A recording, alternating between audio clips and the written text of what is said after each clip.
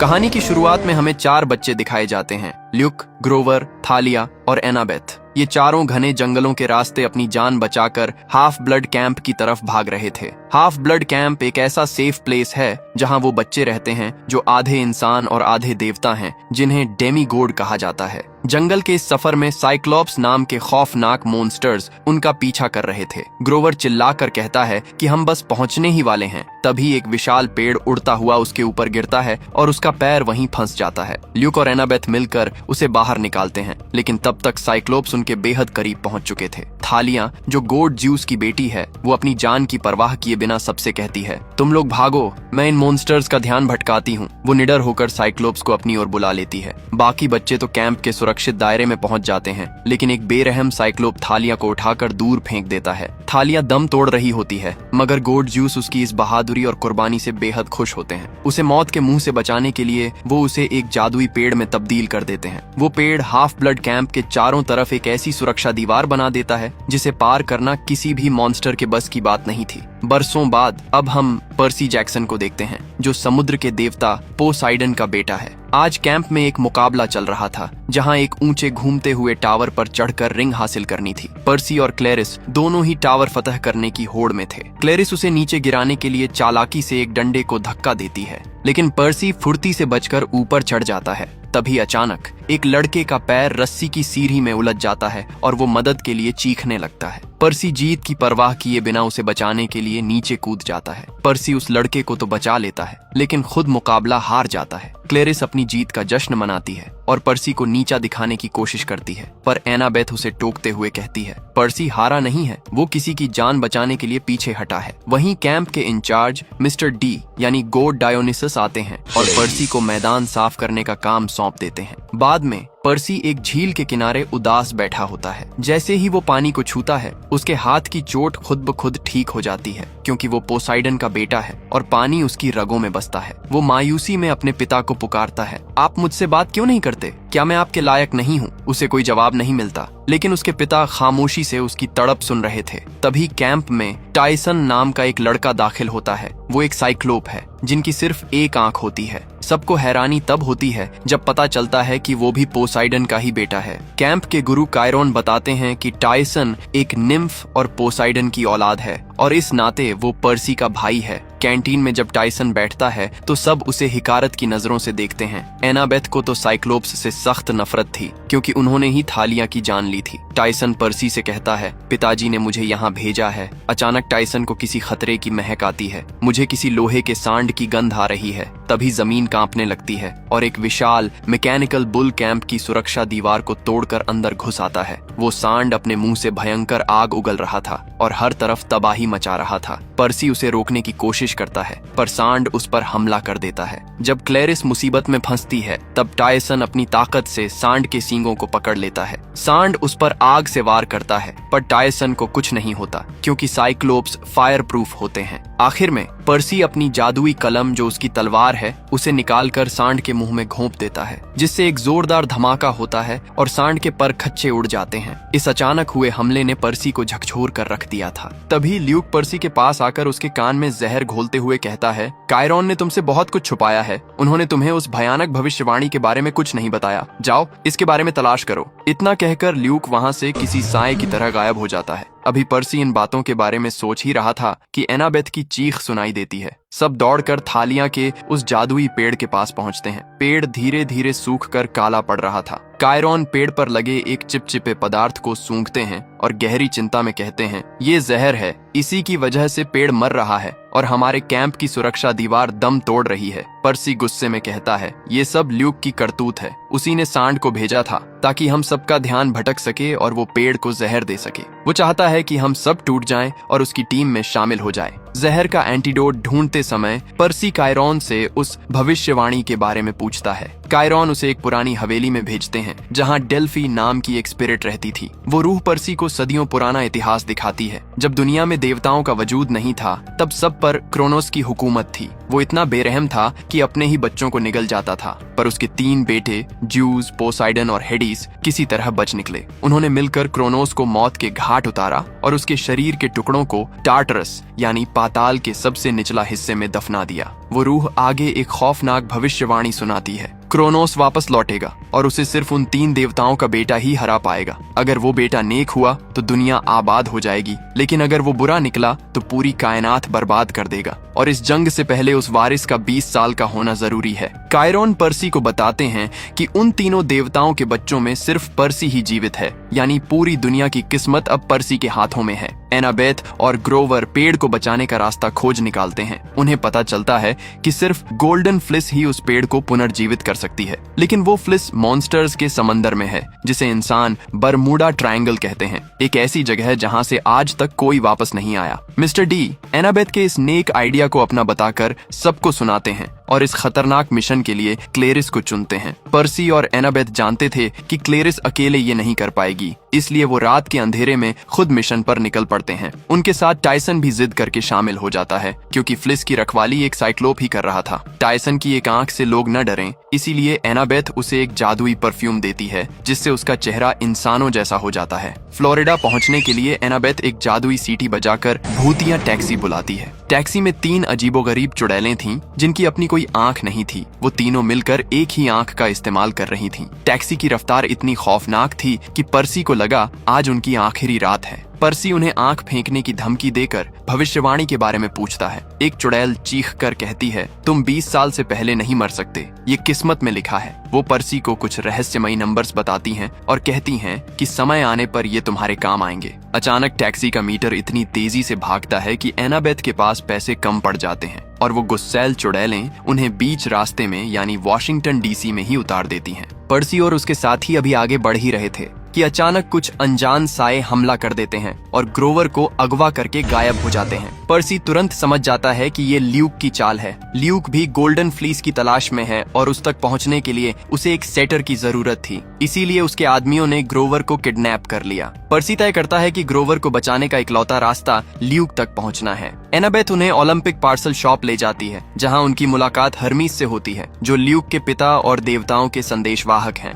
Hermes उन्हें अपनी दुकान के उस गुप्त हिस्से में ले जाते हैं जहां जादुई पार्सल पैक किए जा रहे थे। जब उन्हें पता चलता है कि उनका बेटा ल्यूक गलत रास्ते पर है, तो वो अपनी जादुई छड़ी के सांपों को ल्यूक का पता लगाने का हुक्म देते हैं। हर्मीस उन्हें 2 नायाब तोहफे देते हैं, एक जादुई बोतल जिसके अंदर विनाशकारी तूफान कैद था और एक जादुई टेप जो किसी भी चीज को पलक झपकते ही गायब कर सकती थी। हर्मीस आगाह करते हैं, इस बोतल का ढक्कन सोच समझकर खोलना ये सफर आसान नहीं होगा। सांपों से पता चलता है कि ल्यूक एक आलीशान योट पर सवार है जो समंदर के बीचों बीच है। किनारे पर पहुंचकर उनके पास कोई नाव नहीं थी। तब टाइसन अपने पिता पोसाइडन को पुकारता है, पिताजी, हमें कैंप को बचाने के लिए आपकी मदद चाहिए। तभी लहरों को चीरता हुआ एक हिप्पोकैम्पस वहां आता है, जो आधा घोड़ा आधा मछली था। उसकी सवारी करते हुए वो तीनों कुछ ही देर में ल्यूक की यॉट तक पहुंच जाते हैं। वो चोरी छिपे अंदर तो घुस जाते हैं, पर क्रिस उन्हें पकड़ लेता है। वही क्रिस जो कभी उनके कैंप में था, पर अब ल्यूक का वफादार बन चुका था। ल्यूक उनके सामने अपना खौफनाक मकसद जाहिर करता है। वो उन्हें क्रोनोस का ताबूत दिखाता है और कहता है, मुझे वो फ्लीस चाहिए ताकि मैं क्रोनोस को दोबारा जिंदा कर सकूं। जिस तरह इन देवताओं ने अपने पिता क्रोनोस को धोखा दिया था, मैं भी इन देवताओं को खत्म करूंगा और ओलंपिया का नामो निशान मिटा दूंगा। वो उन तीनों को यॉट की जेल में डाल देता है। कैद खाने में पर्सी की नजर अपने बैग पर पड़ती है जो बाहर लटका हुआ था। पर्सी अपनी समुद्री शक्तियों का इस्तेमाल करता है, जिससे यॉट तेजी से डगमगाने लगती है और बैग नीचे गिर जाता है। पर्सी उस जादुई टेप को सलाखों पर लगता है और रास्ता साफ हो जाता है। भागते वक्त क्रिस उन्हें रोकने की कोशिश करता है, पर पर्सी और क्रिस के बीच जबरदस्त लड़ाई होती है। पर्सी उसे पानी में फेंक देता है और एनाबेथ ऑफ टाइसन को लाइफ बोट तैयार करने को कहता है। टाइसन से गलती से नाव का इंजन पानी में गिर जाता है। तभी एनाबेथ को हर्मीस की दी हुई जादुई बोतल की याद आती है। जैसे ही वो बोतल का ढक्कन खोलती है, उसमें से तूफान की ताकत वाला पानी निकलता है, जो लाइफ बोट को रॉकेट की रफ्तार से आगे धकेल देता है। पर्सी भी अपनी लहरों पर सवार होकर ल्यूक को पीछे छोड़ते हुए बोट में आ पहुंचता है। अब उनकी मंजिल थी मॉन्स्टर्स का समंदर। सफर के दौरान टाइसन का जादुई परफ्यूम खत्म हो जाता है और उसकी असलियत फिर से सामने आ जाती है। एनाबेथ अब भी टायसन पर शक करती है और पर्सी से कहती है, पर्सी, अगर तुम्हारी जगह मैं होती तो शायद कभी एक साइक्लोप पर भरोसा नहीं करती। पर्सी खामोश रहता है क्योंकि उसे पता था कि इस खतरनाक समंदर में टायसन ही उनका सबसे बड़ा सहारा है। पर्सी टायसन का बचाव करते हुए कहता है, वो इतना भी बुरा नहीं है एनाबेथ। मुझे समझ नहीं आता कि तुम्हें साइक्लोप्स से इतनी नफरत क्यों है। एनाबेथ की आंखों में पुराना दर्द छलक आता है। वो बताती है, पर्सी, तुम वो नहीं जानते जो मैंने झेला है। बचपन में जब मैं और थालिया कैंप की तरफ आ रहे थे तब साइक्लोप्स ने ही हम पर हमला किया था। हमें बचाने की खातिर थालिया ने अपनी जान कुर्बान कर दी और वो उस पेड़ में तब्दील हो गई। मेरे लिए वो सिर्फ एक मॉन्स्टर नहीं, मेरी दोस्त का कातिल है। ये सुनकर पर्सी खामोश हो जाता है। उसे एहसास होता है कि एनाबेथ का गुस्सा जायज है। तभी वो बरमूडा ट्रायंगल यानी मॉन्स्टर्स के समंदर के बीचों बीच पहुंच जाते हैं। अचानक जादुई बोतल टायसन के हाथ से छूटकर गिर जाती है और नाव की रफ्तार थम जाती है। इससे पहले कि वो कुछ समझ पाते, समंदर की लहरों के बीच विशाल शार्क जैसे पंख दिखाई देते हैं। लेकिन वो शार्क नहीं बल्कि एक खौफनाक समुद्री मॉन्स्टर क्रिप्टिस था। वो अपना विशाल मुंह खोलता है और एक भयंकर भंवर पैदा करता है। पर्सी अपनी शक्तियों का इस्तेमाल करने की कोशिश करता है पर इस शापित समंदर में उसकी शक्तियां जवाब दे देती हैं। देखते ही देखते उनकी नाव क्रिप्टिस के पेट में समा जाती है। मॉन्स्टर के पेट के अंदर उन्हें क्लेरिस मिलती है जो अपनी पुरानी जंग खाए हुए जहाज और जोम्बी सैनिकों के साथ वहां फंसी हुई थी। अचानक एक जोरदार झटका लगता है। मॉर्टर यानी मॉन्स्टर का पाचन रस सक्रिय हो चुका था जो धीरे धीरे सबको गलाने वाला था। पर्सी एक साहसी योजना बनाता है। हमें इस मॉन्स्टर के पेट में छेद करके बाहर निकलना होगा। वो जहाज की भारी तोप के पास जाता है और सीधे क्रिप्टिस के पेट पर निशाना साधता है। एक जोरदार धमाका होता है और वो छेद के रास्ते आजाद होकर फिर से समंदर की सतह पर आ जाते हैं। अब सवाल था कि आगे कहां जाना है। तभी पर्सी को पानी की लहरों पर वही जादुई नंबर कोऑर्डिनेट्स चमकते हुए दिखते हैं जो चुड़ैलों ने बताए थे। वो चिल्लाता है, हमें साउथ वेस्ट की तरफ बढ़ना होगा। वही गोल्डन फ्लीस और पॉलीफेमस है। वो एक वीरान टापू पर पहुंचते हैं जहां कभी गोडेस सर्सी का आलीशान अम्यूजमेंट पार्क हुआ करता था, लेकिन अब वहां सिर्फ सन्नाटा और तबाही थी। वो सब चुपके से एक गुफा में दाखिल होते हैं जहां उन्हें ग्रोवर मिलता है। ग्रोवर ने अपनी जान बचाने के लिए एक साइक्लोप का भेष बना रखा था और अंधा पॉलीफेमस उसे पहचान नहीं पा रहा था। पर्सी एक शानदार चाल चलता है। ग्रोवर पॉलीफेमस का ध्यान भटकाता है और पर्सी बिजली की फुर्ती से उछलकर पॉलीफेमस के कंधे से गोल्डन फ्लीस छीन लेता है। पॉलीफेमस को जब अपनी गलती का एहसास होता है तो वो आग बबूला हो जाता है। वो टायसन को एक जोरदार धक्का देता है जिससे टायसन गुफा से बाहर गिरकर बेहोश हो जाता है। काफी जद्दोजहद के बाद वो सब पॉलीफेमस को गुफा के अंदर कैद करने में कामयाब हो जाते हैं। उन्हें लगा कि मिशन पूरा हो गया, लेकिन तभी वहां ल्यूक अपनी सेना के साथ आ धमकता है। ल्यूक बड़ी बेरहमी से गोल्डन फ्लीस की मांग करता है। पर्सी के मना करने पर ल्यूक एक क्रॉसबो से तीर चलाता है, लेकिन टायसन पर्सी के आगे आकर वो तीर अपने सीने पर झेल लेता है और जख्मी होकर गहरी खाई में गिर जाता है। अपने भाई को अपनी आंखों के सामने खोता देख पर्सी का दिल टूट जाता है। ल्यूक उन सबको पकड़कर एक रोलर कोस्टर के खंभे से बांध देता है। हताश होकर पर्सी कहता है, शायद भविष्यवाणी सच हो रही है, मेरी वजह से सब बर्बाद हो गया। लेकिन एनाबेथ उसका हौसला बढ़ाते हुए कहती है, पर्सी, तुम अपनी किस्मत खुद लिखोगे, तुम हमारे लीडर हो, उठो और लड़ो। जैसे ही ल्यूक क्रोनोस को जिंदा करने के लिए उसके ताबूत पर फ्लीस रखता है, पर्सी के अंदर एक नई ताकत जागती है। वो चालाकी से अपनी जादुई तलवार निकालता है और सबकी रस्सियां काट देता है। अब बारी थी आखिरी मुकाबले की। जैसे ही ताबूत पर गोल्डन फ्लीस रखी जाती है, वो तेज रोशनी से जगमगाने लगता है। ल्यूक और पर्सी के बीच तलवारों की जंग छिड़ जाती है। पर्सी फ्लीस को हटाने की कोशिश करता है, लेकिन ल्यूक की ताकत उस पर भारी पड़ रही थी। तभी एक करिश्मा होता है। टायसन वापस आ जाता है। जिसे सब मरा हुआ समझ रहे थे, वो पानी की शक्तियों की वजह से फिर से ठीक हो गया था। पर्सी अपने भाई को जिंदा देख खुशी से उसे गले लगा लेता है, लेकिन तभी एक जोरदार धमाका होता है और सदियों से कैद क्रोनोस आजाद हो जाता है। उसका विशाल शरीर धीरे धीरे जुड़ने लगता है। ल्यूक बड़ी शान से कहता है, दादाजी, मैं आपका पोता हूँ, मैंने ही आपको आजाद किया है। पर बेरहम क्रोनोस ल्यूक की बात सुनने के बजाय उसे एक ही झटके में निगल जाता है और फिर ग्रोवर को भी अपना निवाला बना लेता है। पर्सी अपनी जादुई तलवार से क्रोनोस के पैर पर वार करता है, जिससे उसका शरीर बिखरने लगता है। ये वही श्रापित तलवार थी जिससे क्रोनोस को पहली बार हराया गया था। क्रोनोस पर्सी को अपनी मुट्ठी में जकड़ लेता है और हंसकर कहता है, पर्सी जैक्सन, तुम्हारी किस्मत तो बहुत पहले ही लिखी जा चुकी है। पर्सी उसकी उंगलियां काटते हुए गरजता है, मैं अपनी किस्मत खुद लिखता हूँ, और अपनी पूरी ताकत झोंकते हुए तलवार को सीधे क्रोनोस के सीने के पार कर देता है। क्रोनोस के मरते ही ग्रोवर और ल्यूक उसके शरीर से बाहर आ गिरते हैं और ल्यूक सीधा पोलीफेमस की अंधेरी गुफा में जा गिरता है। क्रोनोस की रूह फिर से ताबूत में कैद हो जाती है। तभी ल्यूक का खौफनाक पालतू मॉन्स्टर एनाबेथ पर हमला कर देता है। एनाबेथ बुरी तरह जख्मी होकर दम तोड़ देती है। चारों तरफ सन्नाटा छा जाता है, पर पर्सी हार नहीं मानता।